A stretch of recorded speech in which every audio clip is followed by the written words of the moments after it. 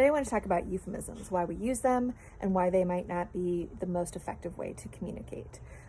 Recently, we've been seeing a lot of coverage of the death of Queen Elizabeth, and while most journalists are using the word died, there has been some use of the term passed on, passed away, etc. Now, that might feel less blunt, it might feel less, harsh, but it also might be less effective. And that can be for cultural reasons. It can be for, think of people who speak English as a second language, might not have passed away as a term that they understand. Children might not understand that. And then if you go even further, like what went to heaven or went to a better place, like they might not comprehend what it is that we're talking about. Now, in a work context, this comes up very often, and usually it's because the news is bad and people don't want to say, they don't want to be super direct, they want to make it feel better. But when you try to make something feel better, sometimes someone doesn't understand then what exactly we're talking about here.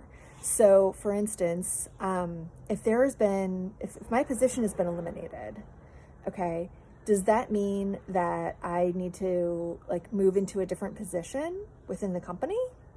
Or are you letting me go? Does that mean I don't work here anymore?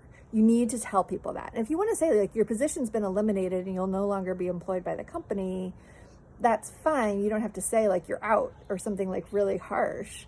But on the other hand, you just have to make sure you are very clear. I've also heard recent coverage of earnings calls this year where executives were telling their investors that they will be taking further pricing action. What that means is price increases, but they don't want to say that. They don't want to say we're going to continue to raise our prices. They just use terms like pricing action. You hear this very frequently in corporate America, and sometimes that's understandable.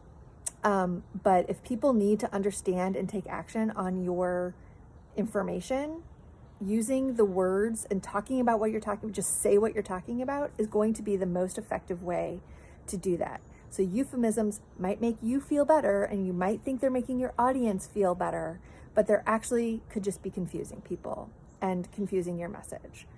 So keep that in mind as you move forward, and let me know if you have any thoughts or reactions to that. Thanks.